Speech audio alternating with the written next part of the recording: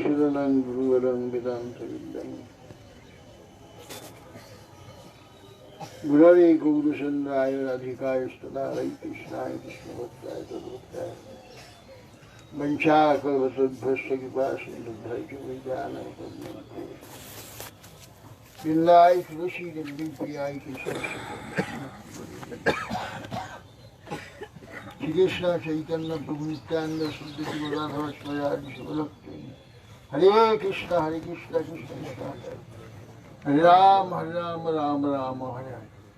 আমরা এখন সর্বাগ্রে গুরুপাদ পদ্মে অসংখ্য শাস্ত্রের অনুমতি নিবেদন করি। প্রসন্ন গুরুপাদ পদ্ম নিত্য শাস্ত্র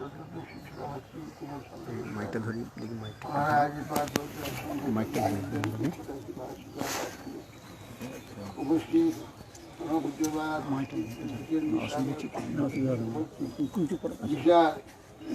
महाराज परमपूज्यपाद नारायण महाराज महाराज अन्यान्य समस्त श्रीनिवासगण भक्तगण वैष्णवगण मातृवृंद सकले प्रसन्न हन। আজকে আমরা এখানে উপস্থিত হয়েছি এই স্থানটি জয়দেবের শ্রীপাদ নামে গঠিত। অনেকে বলে থাকেন যে লক্ষণ সেনের সভা কবি ছিলেন, কিন্তু তা তিনি ছিলেন না। কিন্তু একটা কথা একটা চলে আসছে, আগে নবদ্বীপ ছিল বল্লাল সেনের রাজধানী।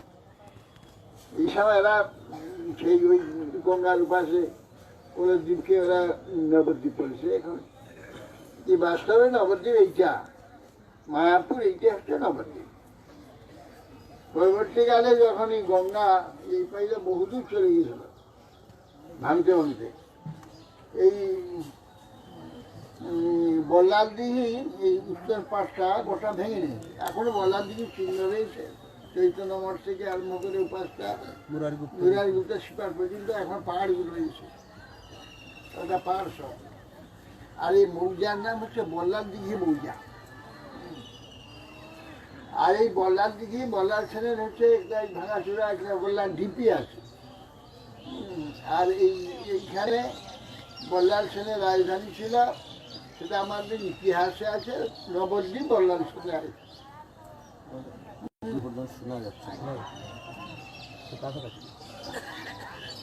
বল্লাল সেনের রাজধানী এটা ভালো জিনিস না, শোনা যাচ্ছে শোনা যাচ্ছে। বল্লাল সেনের রাজধানী হচ্ছে নবদ্বীপ। বল্লাল সেনের পুত্র ছিলেন লক্ষণ সেন। লক্ষণ সেনের সময় ওই রাজা গোস্বামী এখানে গৌরধাম যিনি গৌড়ে আসবেন, তিনি তখন গৌর অনেক পরে এসেছিলেন, জয়দেবের অনেক পরে সে গৌড়ে এসেছেন। তথাপি রাধা মাধবী কৃপা তার হৃদয়েতে এই নিত্যধাম গৌরধাম তার হৃদয়ে প্রকাশ হয়েছেন। তিনি এইখানে আকৃষ্ট হয়ে এখানে এসে বসবাস করেছেন এবং এইখানে গীত গোবিন্দ লিখেছিলেন। তা গীত গোবিন্দের সুললিত পদ, জানি কি সংস্কৃতে এরকম কেউ সুললিত পদ লিখেনি, কেউ যে অক্ষর মিল করে তার সমস্ত পদগুলি এইভাবে করেনি। এত সুন্দর ভাষা যেমন এবং পদের বাঁধনও সেরকম খুব সুন্দর। তো এই কৃষ্ণ রাধা গোবিন্দ সম্বন্ধে তিনি ওই গীত গোবিন্দ লিখেছিলেন। তাতে ওই প্রলয় ভিজলে প্রথমে ওই সবগুলো আছে। শুনে লক্ষণ সেনের যে ইচ্ছা হয়েছে মহাপুরুষিনী ওর দর্শন একবার করবো। দর্শন করতে এসেছিলেন, ওনাকে অনেক চেষ্টা করেছিলেন যে আমার সভাকবি হয়ে এখানে থাকবেন। অবশ্য অনেক ওনার সম্বন্ধে অনেক কিছু সব বিভিন্ন লেখকরা নানা গপ্প লিখেছেন, তা কোনটা সত্য কোনটা মিথ্যা আমাদের উনি 1000 বছর পেরিয়ে গেছে তার আবির্ভাব। তথাপি তিনি যে পরম ভক্ত, জগন্নাথের অত্যন্ত প্রিয় ভক্ত ছিলেন। জগন্নাথ তাকে আদেশ দিয়ে ডেকে নিয়েছিলেন, নিয়ে গীত গোবিন্দ জগন্নাথ লিখেছেন জগন্নাথের চরণে সমর্পণ করবেন, তখন আরেকটি গীতগোবিন্দ লিখেছিল রাজা প্রতাপ প্রতাপ রাজা প্রতাপরুদ্র নয়, সে সময় প্রতাপের পূর্বপুরুষ রাজা, সে গীতগোবিন্দ লিখেছিল। লিখে তো সে বলছে আমার গীতগোবিন্দটাই প্রচার হবে, এর যে গীতগোবিন্দ প্রচার করতে দেবে না। উনি বললেন যে আচ্ছা ঠিক আছে, জগন্নাথ যেটা স্বীকার করবে সেটাই হবে, প্রচার হবে। রাজার গীতগোবিন্দ এবং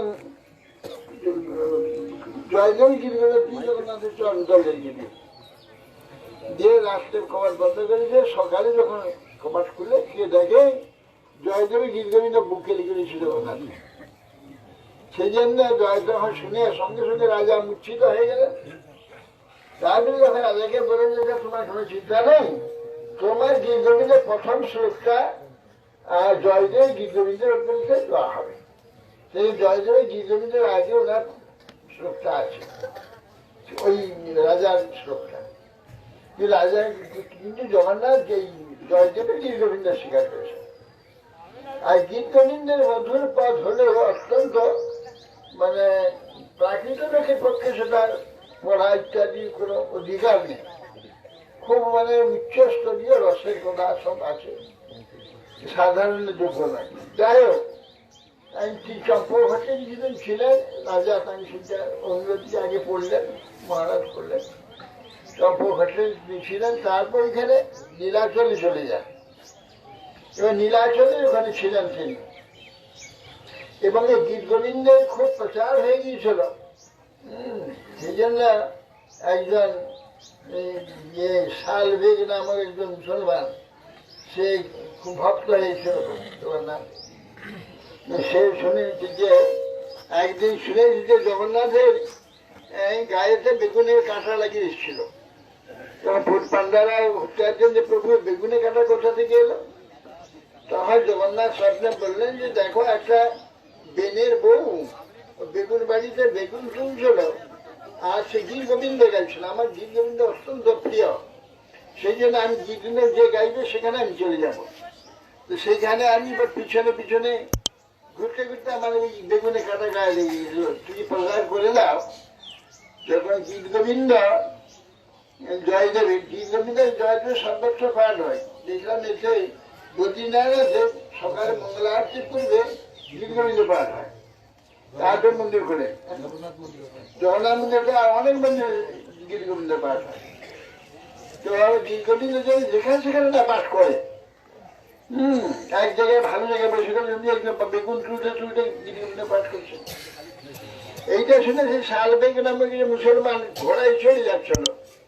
তা মনে হয় যে এ কথা প্রচার হয়েছে, বেগুনে কাটা জগন্নাথের গায়ে লেগে আছে।